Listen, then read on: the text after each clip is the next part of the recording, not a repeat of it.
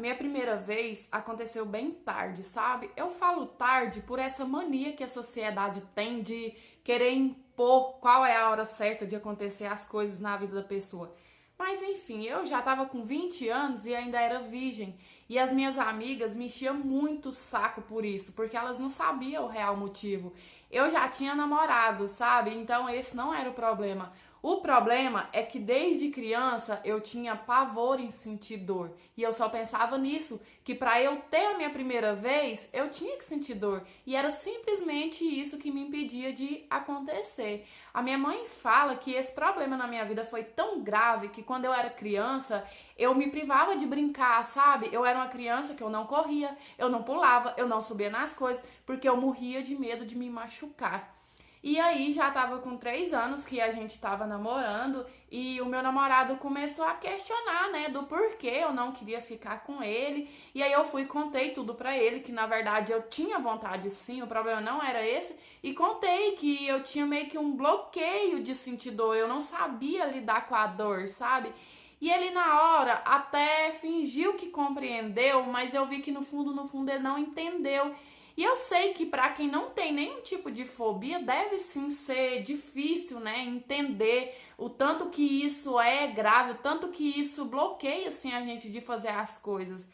E aí, depois que ele me questionou, eu comecei a me cobrar. Eu fiquei assim, gente, mas já tem 3 anos que eu tô com ele, a gente se ama, eu sinto sim vontade de ficar com ele. Então, eu tenho que dar um jeito de superar. Eu não posso deixar isso atrapalhar tanto a minha vida, tomar a rédea da minha vida desse jeito. E aí eu fui e falei pra ele que eu queria, que era a hora certa, e a gente foi e marcou de ir pro motel, porque na minha casa e na dele não tinha como, né? Tinha os nossos pais. E a partir do momento que eu falei sim pra ele, a minha cabeça começou a ficar assim totalmente desorientada, sabe? Eu só pensava na dor que eu ia sentir na hora H. E eu comecei a passar mal. A minha mão, ela suava frio, pingava suor das minhas mãos. E a tremedeira que eu tinha, parecia que tinha uns 3 dias que eu não comia nada, sabe? E aí a gente foi para um motel. Quando entrou no quarto lá, eu comecei a sentir muito mal mesmo. Muitas vezes eu senti que eu ia desmaiar e o meu namorado, ele percebeu que eu tava mal e ele foi muito fofo comigo, sabe? Ele conversou que se eu tivesse sentindo que não era a hora certa, ele entendia e esperava, mas que ele ia com calma, ele ia ser delicado. Ele foi muito fofo e muito gentil o tempo todo. Mas o problema não tem nada a ver com os outros, o problema é com a gente mesmo. E aí eu fui pedir um tempinho pra ele, fui pro banheiro tomar um banho bem quente, que eu pensei, vou tomar um banho bem quente, que o meu corpo vai relaxar. Fiquei lá no banheiro um tempão, saí, ainda tomei uma taça de vinho, né, pra terminar de melhorar. Eu sei que eu fiquei enrolando por mais de 1 hora naquele motel. E aí o meu namorado foi, apagou as luzes, deixou só aquelas luzes coloridas, sabe? Colocou uma música e eu comecei a ficar mais nervosa ainda. Eu só pensava assim, meu Deus, é agora, né? Eu não vou ter como escapar. E eu ficava pensando só no pior. Eu pensava assim, eu vou chorar na hora, eu vou gritar, né? Porque eu sei como que é a minha fobia a respeito disso. Então, só me passava coisa ruim na cabeça, eu não conseguia relaxar.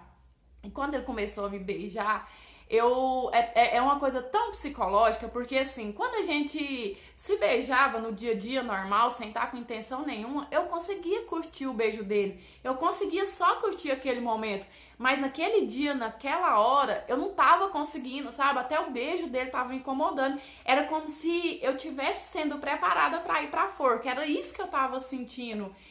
E quando, enfim, aconteceu, quando, né, ele colocou a primeira vez a nossa hora H mesmo, eu apaguei. De verdade, eu desmaiei. Eu fiquei apagada por mais de 5 minutos. E quando eu acordei, ele tava jogando água no meu rosto, sabe, tentando me reanimar. Ele disse que eu fiquei apagada por mais de 5 minutos. E quando eu voltei, eu tava meio que assim, fora de mim, tava confusa. Eu perguntei ele o que tinha acontecido. E ele foi me explicando. E graças a Deus que ele é uma pessoa muito calma. Porque pensa só, se ele fosse uma pessoa nervosa, ele teria ou chamado ajuda, né, pro pessoal lá da recepção, ou talvez me levado pro hospital. E a situação ia ficar pior do que já tava, porque já não tava nada legal, né?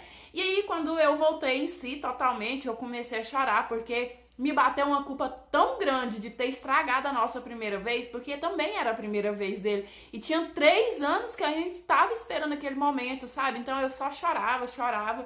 E ali naquele momento ele foi muito importante pra mim, porque Ele viu que era a hora de me oferecer ajuda. Ele falou assim: olha, você não acha que é hora da gente procurar ajuda, né? Uma ajuda médica mesmo, que vai te ajudar a lidar com isso. E eu reconheci que eu cheguei ao extremo, porque a pessoa desmaiar de medo, porque não foi a dor em si, foi o medo. Então eu realmente precisava, assim, de ajuda. E foi quando eu comecei a fazer terapia. E graças a Deus eu encontrei uma médica que também foi um amor de pessoa e foi muito importante, né, pra mim. E aí, um tempo depois que eu tava fazendo terapia, rolou sim entre nós dois. Eu tive medo, eu tive muito medo. Não vou falar que eu já fui sem medo porque eu tava fazendo terapia, não. Mas só que eu consegui controlar mais o medo, sabe? E até hoje eu faço terapia porque isso, infelizmente, não tem cura. É uma coisa que eu trouxe da infância pra cá. Mas a terapia, ela consegue me fazer lidar melhor com isso, sabe? Pelo menos a conviver com isso. Oi, oi, meus amores, tudo bem com vocês? Eu espero que sim. E eu quero falar da história de hoje, contando um segredinho meu que muitas vezes eu tenho vergonha, assim, de admitir isso para as pessoas, mas quem não acredita que tem fobia ao nível de fazer isso que aconteceu com a menina da história, pode acreditar que existe sim. Eu tenho uma fobia extrema de altura, mas é assim, uma fobia extrema mesmo. Todo mundo sabe, né, que eu trabalho fazendo entrega, tenho um sex shop delivery e meu serviço é fazer entrega, atendo e saio para entregar.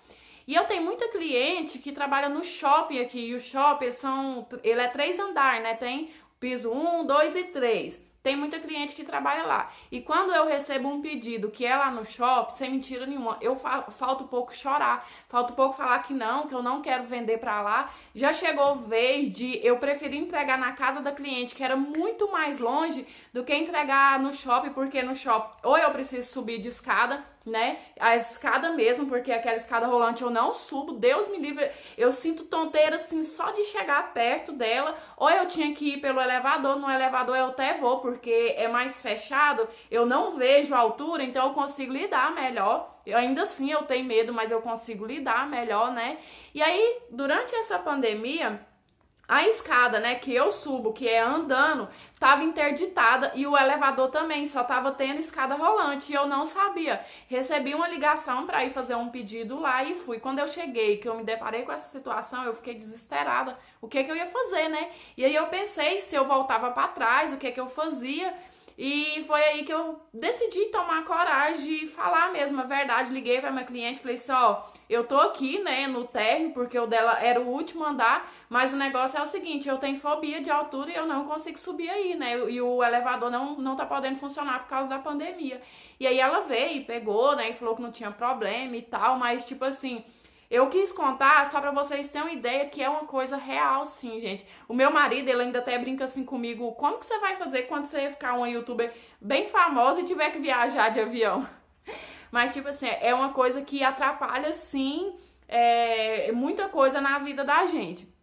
E é isso, eu falei demais, né? Nossa, mais de 2 minutos já, eu quis dividir isso aqui com vocês. Espero muito que vocês tenham gostado dessa interpretação de hoje. Deixa aqui nos comentários o que vocês acharam, tá bom? Vou deixar aqui certinho todas as informações, meu Instagram, tá bom? Meu e-mail, o meu canal novo, que é o canal de vlog. E é isso, não se esqueça que é muito importante se inscrever, se ainda não for inscrito, ativar o sininho e também deixar o like. Vocês acham que o like não importa, gente, mas importa muito pro YouTube entender que vocês estão gostando do meu conteúdo, tá bom?